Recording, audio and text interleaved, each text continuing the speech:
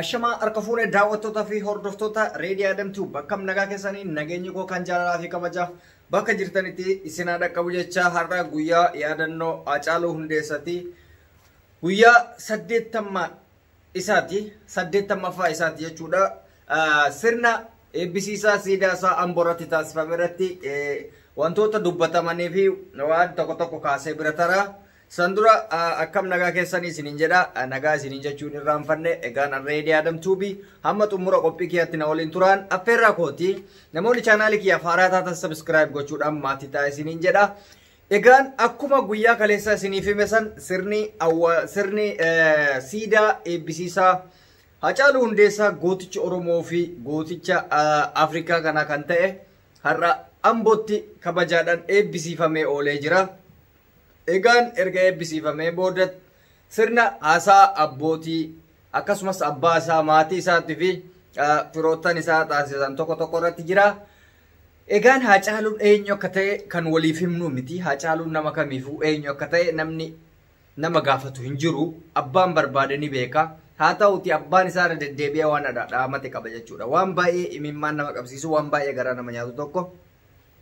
Abbaan isaa irra deddeebiidhaan nuuf dhaame garuu homaa gochuuf hin dandeenye. Wanni nuti abbaan guyyaa inni du'e irraa nuuf dhaame nu gochuu dadhabne tokko yoo jiraate nuti Oromoon rakkoo guddaa qabna. Rakkoo guddaa qabna na isin himaa rabbinaa nyaatu. Haacaaluun Hundeessaa gaaf du'e irraa ka'e Oromoo waan baay'ee ta'e. Kun ajjeefame, kun hidhame, kun gidirfameetii jira. Haacaaluun Hundeessaa gaafa lubbuudhaan jiru maal jedhe? An Oromoodhaaf qaaliidhaa jedhe. An Oromoodhaaf qaaliidhaa jedhe. Isinii gala? Oromoof qaalii ta'uunsaa dhuguma eeyyeen Oromoof miti Afrikaaf qaaliidha Haacaaluun.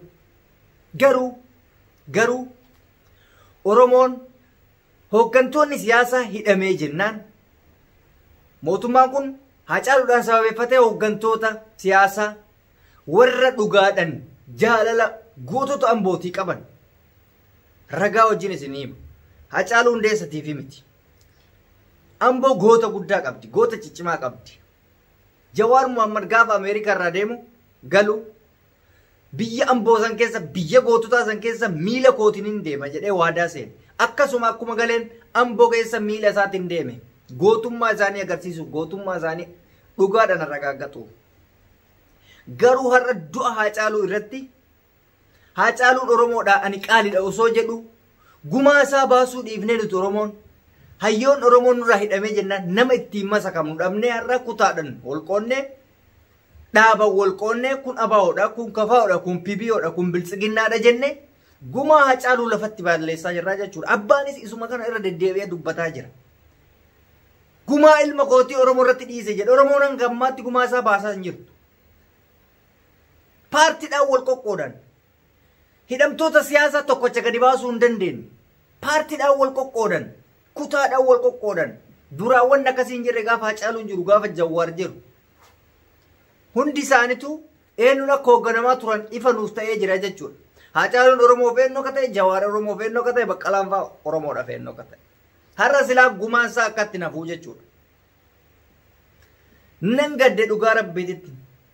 Haacaaluun har'a guyyaa 80 isaa boolla keessatti dabarsee gaafa nuti gubbaa kanarratti wal nyaannu nan gadde.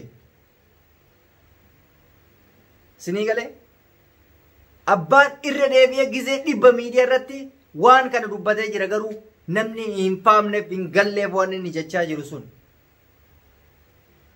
Imimmaan qofa lolaasuun faayidaa dhabee jira. Gumaa Haacaaluu gadheetu nyaate. Haacaaluu abbaan isaa maal jedhe? Goota gadheetu nyaata jedhama duraanuyyuu gadheetu nyaate. Gadheetu mallaqaaf jedhee nyaate. Namni gaariin hin nyaanne. Waraana keessatti hin nyaatamne. Gadheen gartee gadheen tuffatamtuun lubbuun tuni waan xiqqoo waan baatuuf jecha gadheetu isa nyaate. Goota gadhee nyaachuun immoo baay'ee garaa nama nyaata.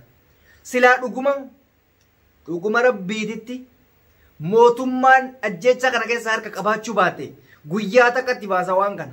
Mootummaan isa dhiisitti. Lubbuu goota kanaa dhiisi. Lubbuu ganda keessatti baate yoo ofii harka keessaa qabaanne eenyu akka ajjeese halkan takkatti marmaraa poolisiitiif waan akkasiitiin baasa. Garuu mootummaan gamma baasuu dhabuusaa dubbiidha qabadha.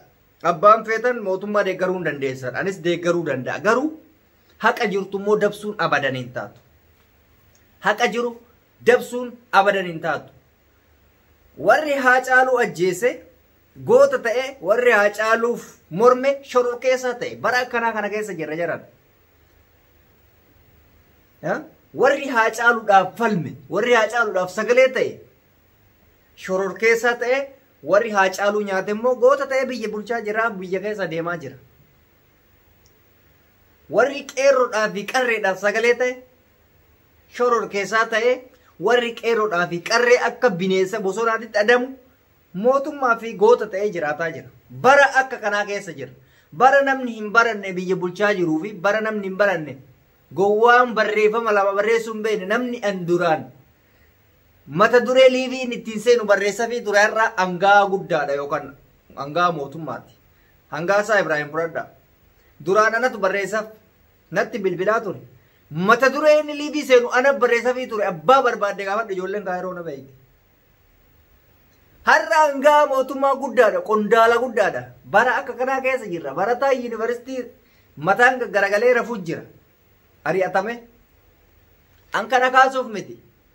Gumaan Haacaaluu maaf callifamaaf. Haacaaluun an Oromoodhaaf qaaliidha jee har'a siidan dhagaasu yoo achi dhaabbatu natti dhaga'ame. Jira isaa dhabnee dhagaa isaa laaluun natti dhaga'ama. Maal taatan yaa ummata? Yaadannoo dhumaa jechaaf malee goota lubbuun dhabdee dhagaa isaa laaluun kan qabu. Dhagaan achi dhaabatee ilaallamuun kan qabu. Dhagaan socho'eetiniin akka Haacaaluu san nuuf ta'uu hin danda'u. Yaada isa bahuu hin dandeenye. Waan Haacaaluun barbaadu san keessaa ani uumaa kiyya irratti maaliin sammuu kiyya keessatti yaade beeytanii guyyaa tokko fodoo Haacaaluun ol ka'ee ebaluun ajjeese jedhe baay'ee dasna jedha sila hin ta'u malee hin ta'u malee haqa Haacaaluu osoo guyyaa tokko bare sila baay'ee natti tola ture. Gadheen garuu akka inni hafuura hin baafannetti achitti ajjeefte jechuudha. Hospitaala Doongeen du'een dhugaan jiru bakkuma sanitti du'eetiin du'a isaatitti namni dhufe malee namni achi sochoosee maalii jedhee haakimitti du'e wanni jedhamu wayitu hin jiru. Osoo haakimitti du'e gadhee isa nyaatte dubbatee du'a goonni hin beeka akka lubbuun isaa baatu amma duraa dubbataa ture. Lubbuun kiyya akka baatu beekatti inni deemaa jira jedhe.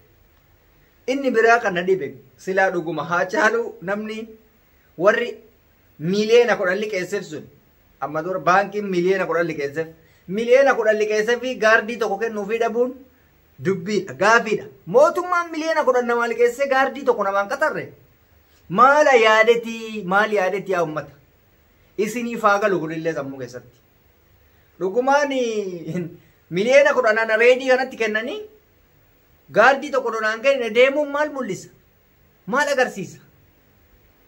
Sinyaadha dhago sinyaadha zaahiratti argisiisetti jira jechuudha. Kanaaf Haacaaluu Hundeessaa guyyaa 80 rabbi biyyee isatti salphisu jennaan waan goonu hin qabnu gumaa keessa Oromoon dhufullee ta'u akka baasu abdii qabna. Baay'ee gaddinee har'a guyyaa 80ffaa isaa jechuun min ulfaata. Guyyaa 80 jechuun ji'a 2 fi torban 3 eegaan kan jiru homaan ta'u kan du'e bada malee jedhamaa mire. Kan du'e dhabamee jira, badee jira, lubbuu ofii dhabee jira. Kan jiru homaan taane kun har'a sooluma nyaataa jira. Wal nyaataa jira akkatti akka biddeena jetti. Oromoon immoo bifa kanatti hin bilisoomtu ana isin hima. Bifa amma jiru kanatti bifa kun kutaa wal qoodaa, kun miidiyaa addatti banataa, kun feesbuuk addatti banataa, hunduu yaada dhuunfaa ofii qofa malee yaada dimshaashaa gaafa hin jirre qiyaamaa bilisummaan akka kanaa hin jirtu. Gabrummaa malee. Sinii galaa. Kanaaf maatiin Haacaaluu ammas boo'ee isinitti matee kan Oromoo gumaa kee baafadhu. Gumaa kee baafadhu. Waa'ee mootummaa falmuu waan biraa waa'ee goota keetii gumaa baafatu waan biraa. Siidaa immoo bakka jirtanitti dhaabaa. Finfinneetti, Adaamatti, magaalota gurguddaa Oromiyaa keessa jiran keessatti. Kana isin jechuu barbaada. Egaan baay'ee gaddee jira Haacaaluu keenya homaa sii gochuu hin dandeenye. Onnee kenna keessa jirta yeroo kamuyyuu jennaani an homaa gochuuf hin dandeenye. Homaa gochuuf hin dandeenye. Nan gadde dhugaa rabbiitti hedduun gadde bakka. Kanaaf dhiifama na of kolchaa isiniin jedha miira keessa galee waan baay'ee dubbachuu danda'a arreedii adamtuubi. waan hordoftaniif galatoomaa isiniin jedha. Namoonni yuutuubii kiyyaaf haaraa taatan sabskiraayib gochuun maatii kootaa. Guyyaa gaarii, rabbi isin haa jabeessu.